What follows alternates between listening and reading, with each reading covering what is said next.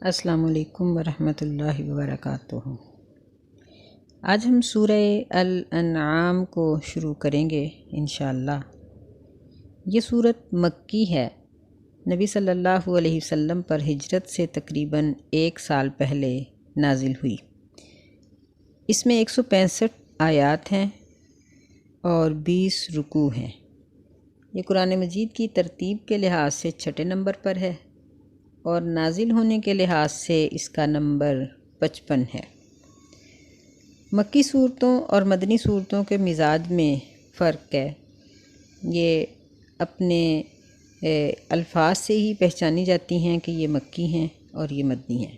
اس صورت میں تقریباً 6 آیتیں چھوڑ کر باقی تمام صورت ایک ہی رات میں اتری اور اس میں شرک کے بارے میں قطعی احکامات اللہ تعالیٰ نے نازل کیے، اور یہی مکی صورتوں کا مزاج ہے کہ ان میں آخرت کے واقعات یا برائے عبرت پہلی قوموں کے واقعات یا اللہ تعالیٰ کی توحید اور عقیدہ کے بارے میں احکامات بیان کیے جاتے ہیں، جبکہ مدنی صورتوں میں ان تمام چیزوں کے ساتھ ساتھ احکامات نازل ہوتے ہیں۔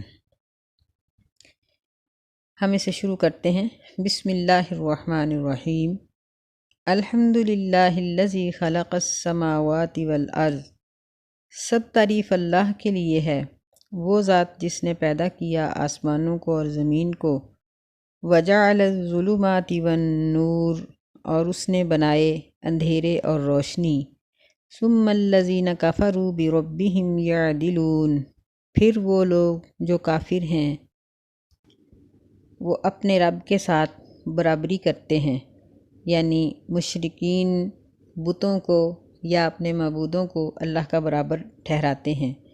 حالانکہ اس آیت میں اللہ تعالیٰ نے اپنی پہلی صفت یہ بیان کی ہے کہ الحمد، یعنی ہر قسم کے نقص اور عیب سے پاک ہونے کے ساتھ ساتھ تمام تعریفیں مکمل طور پر اللہ کے لیے ہیں، اور پھر اس کی بڑی تعریف یہ بیان کی ہے کہ وہ آسمانوں اور زمین کا خالق ہے، اسی نے اندھیرے اور روشنی بنائی ہے، جبکہ یہ تمام کام غیر اللہ کوئی بھی نہیں کر سکتا۔ پھر بھی یہ لوگ اللہ کو معبود برحق اور معبود واحد نہیں مانتے، بلکہ دوسروں کو اللہ کا برابر اور شریک ٹھہراتے ہیں۔ هو الذی خلقکم من طین ثم قضى اجلا۔ اللہ تعالیٰ وہ ذات ہے جس نے تمہیں مٹی سے پیدا کیا، طین یعنی گیلی مٹی سے پیدا کیا، ثم قضى اجلا، پھر اس نے اجل کو لکھا، فیصلہ کیا اجل کا، یعنی تمام انسانوں کی اور تمام چیزوں کی عمر لکھی۔ وَأَجَلٌ مُّسَمًّى عِندَهُ ثُمَّ أَنتُمْ تَمْتَرُونَ، اور یہ وقت مقرر یہ اللہ کے پاس لکھا ہوا ہے، پھر تم اس کے بارے میں شک کرتے ہو۔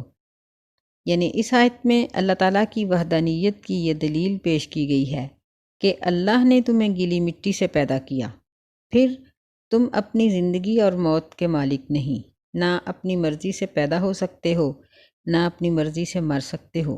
یہ مرنا اور جینا یہ اللہ تعالیٰ کے نزدیک لکھ دیا گیا ہے۔ تو جب اللہ کا یہ سب اختیار ہے تو پھر تم اس کے واحد اور اس کے معبود ہونے کے بارے میں کیسے شک کرتے ہو؟ وَهُوَ اللَّهُ فِي السَّمَاوَاتِ وَفِي الْأَرْضِ، اور وہی ہے اللہ آسمانوں میں اور زمین میں۔ یعلم سرکم وجہرکم ویعلم ما تکسبون، اور وہ جانتا ہے جو تم چھپ کر کرتے ہو اور جو تم ظاہری طور پر کرتے ہو، اور وہ جانتا ہے جو تم کماتے ہو، یعنی جو بھی تم عمل کرتے ہو۔ اس آیت میں اللہ تعالیٰ کے معبود برحق ہونے کی تیسری بہت بڑی دلیل پیش کی گئی ہے کہ آسمانوں کا مالک بھی وہی ہے، زمینوں کا مالک بھی وہی ہے۔ اللہ کے سوا کسی اور ایسے معبود کا کوئی وجود آج تک ملا ہی نہیں جو ارض و سماوات کی ملکیت رکھتا ہو، جو تمہاری ظاہری اور چھپی ہوئی باتوں کو جانتا ہو، اور جو بھی تم عمل کرتے ہو ان کو جانتا ہو۔ نبی صلی اللہ علیہ وسلم کے زمانے میں کئی مرتبہ ایسے واقعات ہوتے تھے، رونما یعنی واقعات ہو گئے تھے کہ زمین پر بیٹھ کر اگر کوئی بات کرتا تھا تو آسمان سے اس کے بارے میں وحی آ جاتی تھی، جو اس بات کی دلیل تھی کہ اللہ ہماری ہر بات کو جانتا ہے۔ وما تأتيهم من آیۃ من آیات ربهم الا كانوا عنها معرضین، اور نہیں آئی ان کے پاس کوئی بھی نشانی ان کے رب کی نشانیوں میں سے مگر وہ اس سے اعراض کرنے والے تھے۔ یعنی پچھلی آیات میں اللہ تعالیٰ نے اپنی وحدانیت کی جو 3 دلیلیں پیش کی ہیں، دراصل ان تینوں دلیلوں میں پوری کائنات گھر جاتی ہے۔ اب اللہ تعالیٰ یہ فرما رہے ہیں کہ ان کے پاس جب بھی کوئی نشانی آتی ہے، یہ اس کو دیکھ کر اس سے اعراض ہی کرتے ہیں، یہ تسلیم نہیں کرتے، کیونکہ ان کے دلوں کے اندر کفر ہے۔ فَقَدْ كَذَّبُوا بِالْحَقِّ لَمَّا جَاءَهُمْ، بس تحقیق انہوں نے جھٹلا دیا حق کو جب بھی ان کے پاس آیا، یعنی جب بھی کوئی پیغمبر ان کے پاس حق لے کر آیا، انہوں نے اس کے ساتھ یہی سلوک کیا جو رسول اللہ صلی اللہ علیہ وسلم کے ساتھ کر رہے ہیں۔ فَسَوْفَ يَأْتِيهِمْ أَنبَاءُ مَا كَانُوا بِهِ يَسْتَهْزِئُونَ، پس ان قریب آ جائیں گی ان کے پاس اس چیز کی خبریں مَا كَانُوا بِهِ يَسْتَهْزِئُونَ، جس کا یہ مذاق اڑاتے ہیں۔ چونکہ یہ صورت ہجرت سے کچھ عرصہ یعنی سال بھر پہلے نازل ہوئی تھی، تو ہجرت اور ہجرت کے بعد سن 2 ہجری میں فتح بدر اور اسی طرح دیگر فتوحات سے اللہ تعالیٰ نے اپنی اس آیت کی تصدیق فرمائی۔ الم یرو کم اہلکنا من قبلہم من قرن، کیا وہ نہیں دیکھتے کم اہلکنا، کتنی ہلاک کی ہم نے ان سے پہلے بستیاں، قرن کا مطلب یعنی ایک زمانہ رہنے والی قوم، ایک بستی۔ مکناہم فی الارض، ہم نے ان کو زمین میں اتنی قوت اور طاقت عطا کی، ما لم نمکن لکم، جو ہم نے تمہیں نہیں عطا کی۔ وَأَرْسَلْنَا السَّمَاءَ عَلَيْهِمْ مِدْرَارًا، اور ہم نے ان پر آسمان کو بارش برسانے کے لیے بھیجا۔ مدرارا یعنی بار بار بارش برسانے کے لیے ہم نے آسمان کو حکم دے دیا۔ وَجَعَلْنَا الْأَنْهَارَ تَجْرِي مِن تَحْتِهِمْ، اور ہم نے بنا دیا نہروں کو جو ان کے نیچے بہتی تھیں۔ فَأَهْلَكْنَاهُمْ بِذُنُوبِهِمْ، بس ہم نے ان کو ہلاک کر دیا ان کے گناہوں کی وجہ سے۔ وَأَنشَأْنَا مِن بَعْدِهِمْ قَرْنًا آخَرِينَ، اور ہم نے پیدا کی ان کے بعد بہت سی دوسری بستیاں۔ یعنی کسی بھی قوم کی معیشت کو مضبوط کرنے کے لیے بارش کا بہت زیادہ تعلق ہوتا ہے، کہ بارش برستی ہے اور زمین اس کے لیے سبزہ اگاتی ہے تو اس قوم کی معیشت مضبوط ہو جاتی ہے۔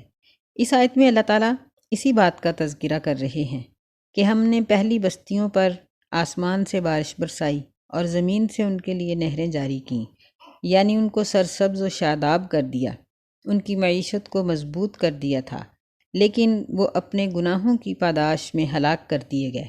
اللہ تعالیٰ کا ان کے اوپر کوئی ظلم و ستم نہیں تھا، بلکہ ان کی ہلاکت، ان کی تباہی ان کے اپنے گناہوں کی وجہ سے ہی تھی۔ اور پھر ایسی بستیوں کو ہلاک کرنے کے بعد اللہ تعالیٰ دوسری بستیوں کو پیدا کر دیتا ہے۔ یعنی اس میں ہمارے لیے بڑی عبرت ہے کہ جس بھی دور میں کوئی سیلاب، کوئی زلزلہ، کوئی اللہ تعالیٰ کی طرف سے آفت آتی ہے، کوئی وبا پھوٹتی ہے، لوگوں کی وفات ہوتی ہے، تو یہ سب کچھ اپنے ہی کیے دھرے کا ہے۔ اللہ تعالیٰ ہمارے بہت سے گناہوں سے درگزر کر کے بعض گناہوں کی سزا ہمیں اس دنیا میں دیتے ہیں۔ فرمایا کہ پھر اللہ کو اس طرح لوگوں کے مرنے سے کوئی کمی نہیں آتی۔ اللہ تعالیٰ بادشاہ برحق ہے، وہ دوسری قوم کو اپنی عبادت کے لیے پیدا کر دیتا ہے۔ وَلَوْ نَزَّلْنَا عَلَيْكَ كِتَابًا فِي قِرْطَاسٍ فَلَمَسُوهُ بِأَيْدِيهِمْ، اور اگر ہم نازل کرتے آپ صلی اللہ علیہ وسلم پر کتاب فی قرطاسٍ، ورقوں کی شکل میں، یعنی لکھی ہوئی کتاب ہم اتارتے، فَلَمَسُوهُ بِأَيْدِيهِمْ، پس ضرور پکڑتے وہ اس کو اپنے ہاتھوں سے۔ ایدیہم، یہ اید یہ یدن کی جمع ہے۔ لَقَالَ الَّذِينَ كَفَرُوا إِنْ هَذَا إِلَّا سِحْرٌ مُبِينٌ، تو ضرور کفر کرنے والے لوگ کہتے کہ نہیں ہے یہ مگر جادو ظاہر۔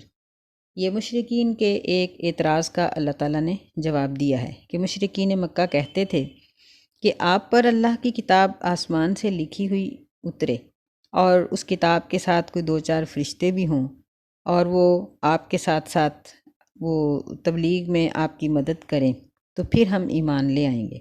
اللہ تعالیٰ نے فرمایا کہ اگر ہم کتاب کو لکھا ہوا کی شکل میں اتار بھی دیتے، اپنے ہاتھوں سے پکڑ بھی لیتے، لیکن پھر بھی انہوں نے جادو کہہ کر اس سے منہ پھیر لینا تھا، کیونکہ دراصل یہ اپنی من پسند چیزوں کو اور انہوں نے جو دنیا کے اوپر اپنے کاروبار کے ذرائع بنائے ہوئے ہیں شرک کی وجہ سے، ان کو چھوڑنا نہیں چاہتے۔ وَقَالُوا لَوْلَا أُنزِلَ عَلَيْهِ مَلَكٌ، یہ مشرکین مکہ کے دوسرے اعتراض کا جواب ہے۔ اور انہوں نے کہا، یعنی مشرکین مکہ نے کہا، کیوں نہیں اتارا گیا اس پر ملک، فرشتہ؟ وَلَوْ أَنزَلْنَا مَلَكًا لَقُضِيَ الْأَمْرُ ثُمَّ لَا يُنظَرُونَ، اور اگر ہم فرشتے کو اتار دیتے، لَقُضِيَ الْأَمْرُ، تو ضرور معاملے کا فیصلہ کر دیا جاتا، ثُمَّ لَا يُنظَرُونَ، پھر ان کو کوئی بھی ڈھیل نہ دی جاتی۔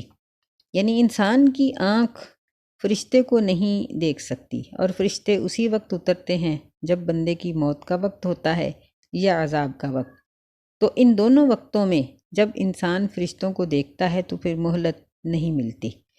وَلَوْ جَعَلْنَاهُ مَلَكًا لَجَعَلْنَاهُ رَجُلًا، اور اگر ہم بنا دیتے اس کو فرشتہ، یعنی نبی کو فرشتہ بناتے یا فرشتے کو نبی بناتے، لَجَعَلْنَاهُ رَجُلًا، تو ضرور ہم اس کو انسانی شکل میں بناتے، ضرور ہم اس کو بنا دیتے رجلاً، ایک آدمی کی شکل۔ وَلَلَبَسْنَا عَلَيْهِمْ مَا يَلْبِسُونَ، اور ضرور شبہ پر ڈال دیتے ہم ان پر اس چیز کے بارے میں جس میں وہ شبہ کرتے تھے۔ یعنی انسان کی آنکھ میں اتنی طاقت ہی نہیں کہ وہ فرشتے کو دیکھ سکے۔ جس طرح ہم دیکھتے ہیں کہ ہم دنیا میں سورج کو نہیں دیکھ سکتے، بہت لمبا ٹائم ہم چاند کو نہیں دیکھ سکتے، کسی بھی تیز روشنی کو ہم زیادہ دیر نہیں دیکھ سکتے، اور میڈیکل سائنس اس بات کو تسلیم کرتی ہے کہ بہت سی ایسی چیزیں ہیں جو انسان کو اس کائنات میں نظر نہیں آتی، مثلاً ہمیں ہوا نظر نہیں آتی، اور بہت سی ایسی چیزیں ہیں کہ جن کو دوربین یا خوردبین یا اس سے بھی بڑی چیزوں کے ساتھ دیکھا جا سکتا ہے، لیکن ابھی بھی بہت سی اللہ تعالیٰ کی مخلوقات ایسی ہیں جو خوردبین کی زد میں بھی نہیں آتی، جن میں سب سے بڑے مخلوق فرشتے ہیں کہ آج تک پوری کوشش کے باوجود کوئی بھی کسی بھی مشینری کے ساتھ فرشتے کو نہیں دیکھ سکا۔ تو تعجب کی بات ہے کہ اگر نبی فرشتہ ہوتا تو لوگ اس کو کیسے دیکھتے؟ کبھی ادھر سے آواز آتی، کبھی ادھر سے آواز آتی، ہم کیسے، یعنی اس وقت کے جو لوگ تھے وہ کیسے محسوس کرتے کہ نبی کہاں ہے؟ پھر نبی علیہ السلام نے لوگوں کو وضو کر کے دکھایا، نماز پڑھ کے دکھائی، لوگوں کو سارے کام کر کے دکھائے، لوگوں کو کرتے ہوئے دیکھ کر ان کو روکا۔ یہ سب سلسلے کیسے ہوتے؟ اس لیے یہ تو ممکن ہی نہیں تھا کہ فرشتہ انسانوں کے اوپر نبوت لے کے آتا، اگر آ بھی جاتا تو انسانی شکل میں آتا، جس طرح جبریل علیہ السلام یہ نبی علیہ السلام پر کئی مرتبہ انسانی شکل میں آئے، اور صحابہ کرام اس انسان کو دیکھا کرتے تھے، بعد میں پتہ چلتا تھا کہ یہ انسان نہیں تھا، یہ ایک فرشتہ تھا۔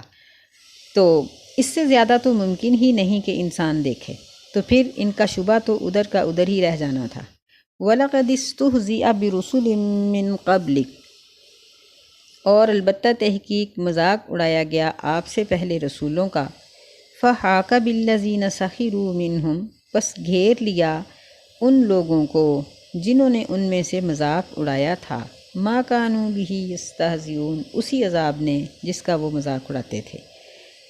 یعنی انہوں نے انبیاء علیہم السلام کی تضحیک کی، ان کا مذاق اڑایا، تو جس عذاب کے بارے میں وہ مذاق اڑاتے تھے اور تضحیک کے طور پر کہتے تھے کہ لے آؤ، ہم پر آسمان کا ٹکڑا گرا دو، ہم پر پہاڑ گرا دو، اللہ تعالیٰ نے اسی طرح ان کو عذابوں کے ساتھ ہلاک کر دیا۔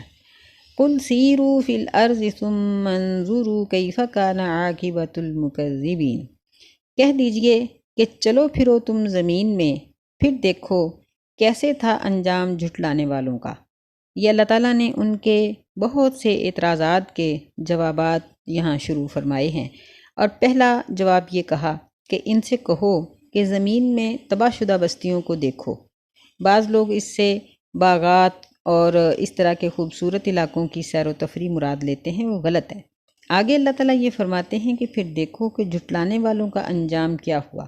اس سے صاف پتہ چلتا ہے کہ یہ تباہ شدہ بستیوں کے بارے میں بات ہے، اور یہ اللہ تعالیٰ نے ان کو پہلا یہ حکم دیا ہے کہ ان سے کہو کہ تباہ شدہ بستیوں میں جاؤ اور بنظر عبرت ان کو دیکھو۔ قل لمن ما فی السماوات والارض، کہہ دیجئے کس کے لیے ہے جو آسمانوں میں ہے اور زمین میں ہے۔ قل للہ، کہہ دیجئے سب اللہ ہی کے لیے ہے۔ یعنی مشرکین بھی اس بات کو مانتے ہیں، یہ دوسرا جواب ہے، یہ بھی اس بات کو مانتے ہیں کہ ارض و سماوات کا مالک اللہ ہی ہے۔ تو جب اللہ ہی مالک ہے تو پھر دوسروں کو اس کا شریک ٹھہرانے کی ضرورت کیا پڑی؟ کتب علی نفسہ الرحمہ، اس نے لکھ لیا ہے، یعنی فرض کر لیا ہے، لکھ لیا ہے اپنی ذات پر رحم کرنا، یعنی وہ تو بڑا رحیم ہے۔ اگر وہ رحم اس نے اپنے اوپر فرض نہ کر لیا ہوتا تو مجرمین تو ایک لمحہ بھی دنیا میں زندہ نہ رہ سکتے۔ لَيَجْمَعَنَّكُمْ إِلَى يَوْمِ الْقِيَامَةِ لَا رَيْبَ فِيهِ، ضرور وہ جمع کرے گا تمہیں اس دن میں جس کے واقع ہونے میں کوئی شک نہیں، کیونکہ مشرکین بھی قیامت کو تو مانتے تھے لیکن حساب و کتاب کی تیاری نہیں کرتے تھے۔ فرمایا الذین خسروا انفسهم فهم لا یؤمنون، کہ وہ لوگ جنہوں نے اپنے آپ کو خسارے میں ڈالا بس وہ ایمان نہیں لاتے۔ یا اس کو ہم یوں پڑھ سکتے ہیں کہ جو ایمان نہیں لاتے وہی اپنے آپ کو خسارے میں ڈالتے ہیں، یعنی ایمان ہونا یہ خسارے سے بچانے کا سبب ہے، اور ایمان کا نہ ہونا یہ خسارے کا سبب ہے کہ انسان اس خسارے کو پا لے گا۔ وَلَهُ مَا سَكَنَ فِي اللَّيْلِ وَالنَّهَارِ، اسی کے لیے ہے ہر وہ چیز ساکانہ جو سکون پکڑتی ہے، ٹھہرتی ہے رات میں اور دن میں۔ وَهُوَ السَّمِيعُ الْبَصِيرُ علیم، اور وہ خوب اچھی طرح سننے والا اور خوب اچھی طرح جاننے والا ہے۔ یعنی ارض و سماوات کی ہر چیز اللہ ہی کی ملکیت میں ہے، اس کی ملکیت سے کوئی باہر نہیں۔ یہ تیسرا جواب اللہ تعالیٰ نے دیا۔ قُلْ أَغَيْرَ اللَّهِ أَتَّخِذُ وَلِيًّا، کہہ دیجئے کیا اللہ کے سوا کسی اور کو میں بنا لوں دوست؟ فاطر السماوات والارض، وہ پیدا کرنے والا ہے آسمانوں کو اور زمین کو۔